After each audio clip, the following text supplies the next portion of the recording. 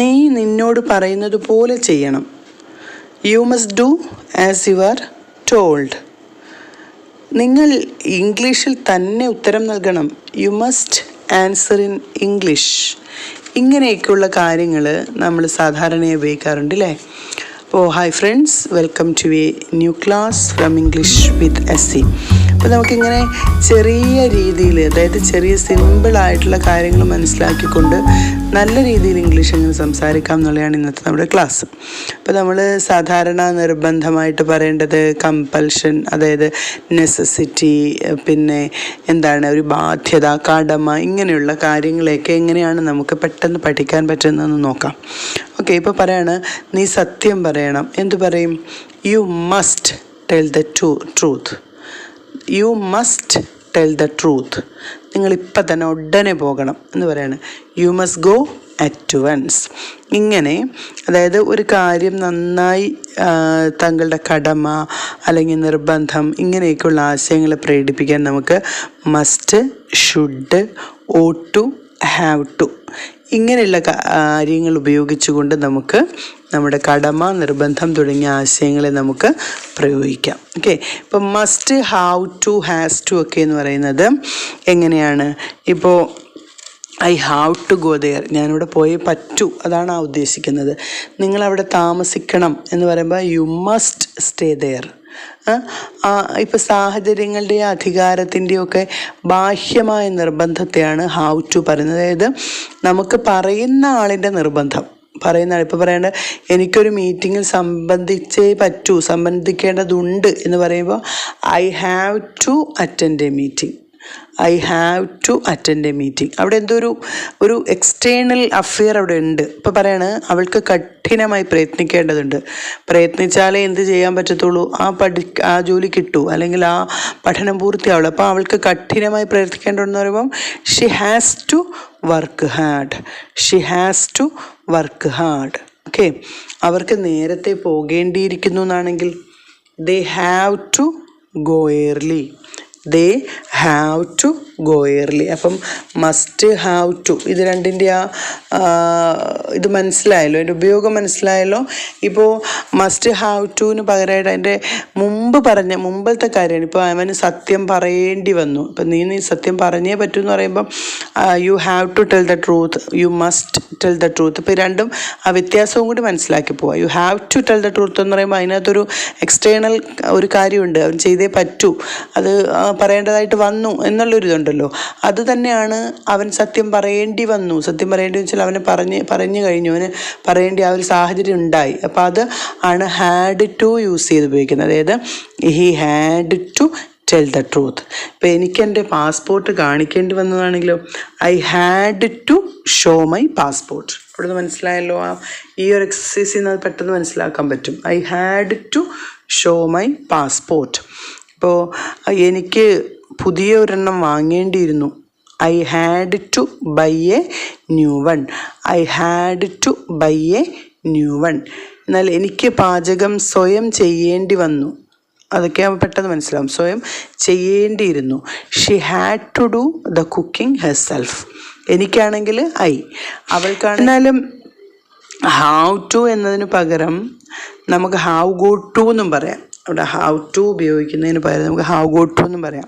അപ്പോൾ എനിക്ക് സത്യം പറയേണ്ടതുണ്ടെന്നാണെങ്കിൽ I have got to tell the truth.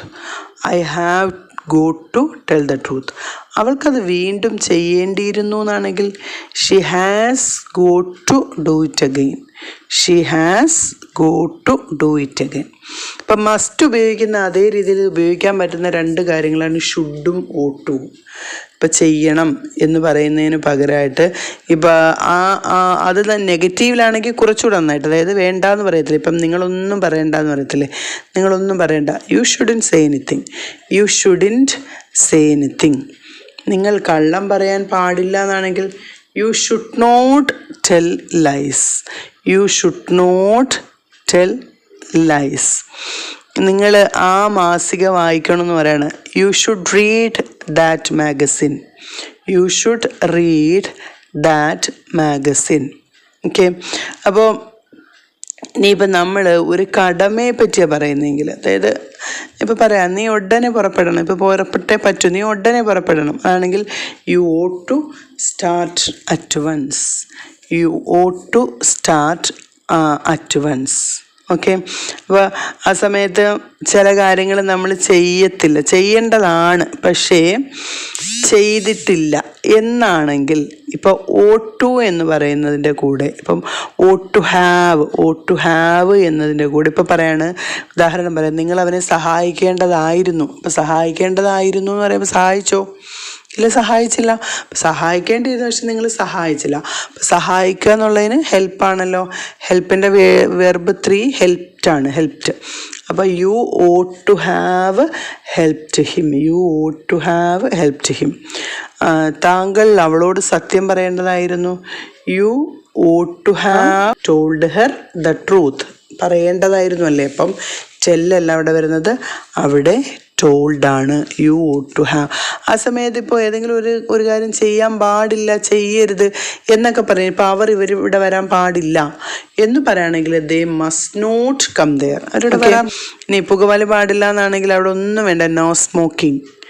Okay. പ്രവേശനം പാടില്ല എന്നാണെങ്കിൽ നോ അഡ്മിഷൻ. അവിടെ നമ്മൾ പ്രത്യേകിച്ചൊന്നും എഴുതേണ്ട ആവശ്യമില്ല. എന്നാൽ ഇതാരും അറിയരുത് എന്നൊക്കെ പറഞ്ഞാൽ ആരും അറിയാൻ പാടില്ല. Nobody is to know. Nobody is to know. എന്നാൽ നീ അനങ്ങരുതെന്ന് പറയാ. You must not move. You must not move. Okay. അവളെ വിശ്വസിക്കരുത്. She is not to be trusted. അതായത് അപ്പോൾ അതെന്തുകൊണ്ട് വരുന്നു എന്ന് ചോദിച്ചാൽ, she is not to be trusted എന്ന് വരുന്നത് മസ്റ്റ് നോട്ട് എന്ന് പറയുന്നതിന് പകരം നമുക്ക് am not, is not, are not കൂടി ചേർക്കാം. അത് മനസ്സിലാക്കി വയ്ക്കുക. ഓക്കെ. ഇപ്പം യു മസ്റ്റ് നോട്ട് മൂവ് എന്ന് പറയുന്നതിന് പകരം നമുക്ക് you are not to move. You are not to move. നീ അനങ്ങരുത്. You must not move. അതിന് പകരം you are not to move. Okay. അപ്പോൾ ഇത്രയാണ് ഇങ്ങുമായി കുറച്ച് കാര്യങ്ങൾ നമ്മളിന്ന് മനസ്സിലാക്കി. അപ്പോൾ ഇനി നിങ്ങൾ ചെയ്യേണ്ടത് ഈ എക്സസൈസാണ്. ആ എക്സസൈസ് ഒന്ന് നോട്ട് ചെയ്യുക. അവനത് പറയാൻ പാടില്ല. അവൻ അത് പറയാൻ പാടില്ല. നീ പോകാൻ പാടില്ല. സെക്കൻഡ് വൺ, നീ പോകാൻ പാടില്ല. ഓക്കെ. തേർഡ് ക്വസ്റ്റ്യൻ, നീ ഉടനെ പുറപ്പെടണം. നീ ഉടനെ അറ്റ്വൻസ് ആണ്. നീ ഉടനെ പുറപ്പെടണം. നീ കൊടുക്കാനുള്ളത് കൊടുക്കണം. നീ കൊടുക്കാനുള്ളത് കൊടുക്കണം. Fourth question. ഈ ഫിഫ്ത്ത് ക്വസ്റ്റ്യൻ, അവർക്ക് വെളിയിൽ നിൽക്കണമായിരുന്നു. പുറത്ത്, ഔട്ട്സൈഡ്. അവർക്ക് വെളിയിൽ നിൽക്കണമായിരുന്നു. മനസ്സിലാക്കുക. ഓക്കെ. അപ്പോൾ ഇന്നത്തെ ഈ വീഡിയോയിൽ വളരെ പ്രധാനപ്പെട്ട കാര്യങ്ങളാണ് പറഞ്ഞിരിക്കുന്നത്. അപ്പോൾ ആരെങ്കിലും ആദ്യം മുതൽ അവസാനം വരെ കാണാൻ ശ്രമിക്കണം. ആരെങ്കിലും ഇതിനു മുമ്പുള്ള വീഡിയോകൾ വിട്ടിട്ട് പോയിട്ടുണ്ടെങ്കിൽ അവ കൂടി ഒന്ന് കാണുക. ആദ്യമായി കാണുന്നവരാണെങ്കിൽ സബ്സ്ക്രൈബ് ചെയ്യുക. Thank you for watching. Signing off.